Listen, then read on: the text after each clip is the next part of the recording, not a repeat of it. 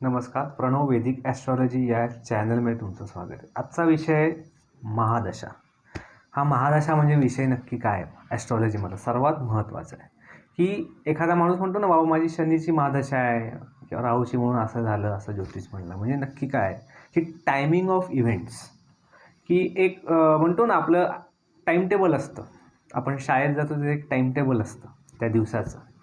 तर तसं आयुष्याचं पण एक टाईम टेबल असतं, की त्या गोष्टी त्या वेळेत घडणार आहेत.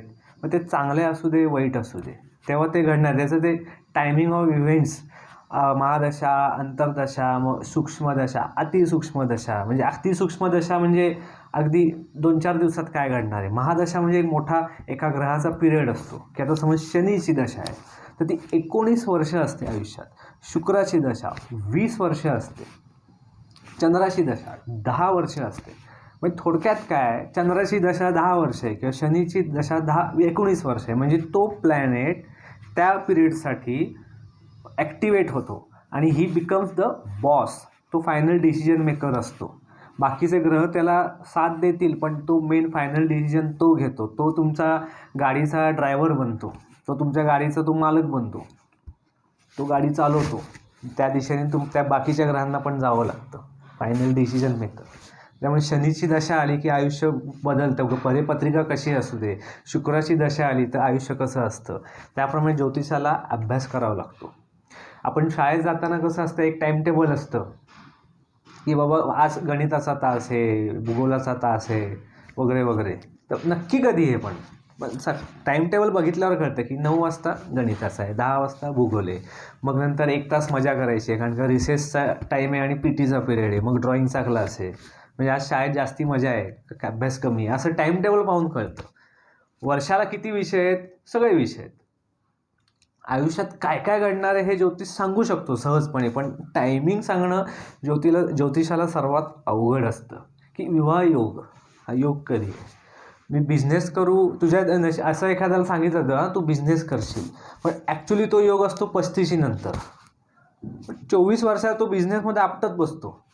योग कधी येतो 35 नंतर. म्हणजे 35 नंतर कुठेतरी एक महादशा येते की तिथे दशम स्थान किंवा सप्तम स्थान स्ट्रॉंग होतं, तो ग्रह ॲक्टिवेट व्हायला लागतो. म्हणून तो पिरियड बिझनेसचा सुरू होतो. त्यामुळे एखादी पत्रिका जेव्हा पाहतो की एखादा बाबा मीन राशीत शुक्र आहे, तर पहिलं इम्प्रेशन काय पडतं, अरे हा क्रिएटिव्ह आहे, हा कलाकार आहे, शुक्र एवढं पॉवरफुल आहे. मीन राशीत शुक्र हा पॉवरफुल असतो.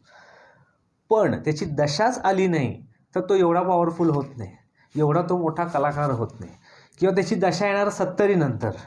70 नंतर तू खूप मोठा कलाकार होशील, हे सांगणं बरोबर नाही ना. जो 25 वर्षाचा आहे त्याची दशा त्यावेळेसच आली पाहिजे. एखादा स्पोर्ट्समन असेल की त्याला रवी, मंगळ, राहू हे ग्रह स्ट्रॉंग लागतात आणि त्याची दशा यावी लागते. एखादा स्पोर्ट्समन आहे आणि त्याला साधी चंद्राची दशा आली वयाच्या 20व्या वर्षी, तर तो एवढा स्ट्रॉंग स्पोर्ट्समन होत नाही, कारण का चंद्र मालक बनतो, तो ड्रायव्हर बनतो, तो खेळू देत नाही जास्ती, क्रिएटिव्हकडे लक्ष देतो. हीच दशा समज मंगळाची वयाच्या 16व्या वर्षी आली तर तो नक्की स्पोर्ट्समध्ये नक्की जा, कारण का मंगळ आहे हा मैदानी खेळ तुला खेळायला देईल, साथ देईल, तो जा त्याच्यात. ही दशा बघून सांगावं लागतं. म्हणजे मी सचिन तेंडुलकरची पत्रिका पाहिली होती, वयाच्या 20व्या वर्षी राहूची दशा सुरू झालेली होती, एक 18-20. त्यामुळे 20 वर्षाचा काळ एकदम त्यासाठी तो चांगला होता. तो राहू त्याला खेळ देणारच होता, तर त्यासाठी खेळासाठी परफेक्ट होता तो. म्हणून त्या दशेत त्याचं काम झालं. दशा महादशा हा जो प्रारब्धाचा विषय आहे तुमच्या नशिबात कुठल्या गोष्टी कधी घडणार आहेत, ते जे प्रारब्ध नशीब घेऊन आलेले असतात, ती फळ मिळण्याचं, ती म्हणजे महादशा. म्हणजे थोडक्यात एका वाक्यात सांगायचं म्हणजे तुमच्या आयुष्याचं टाईम टेबल. धन्यवाद.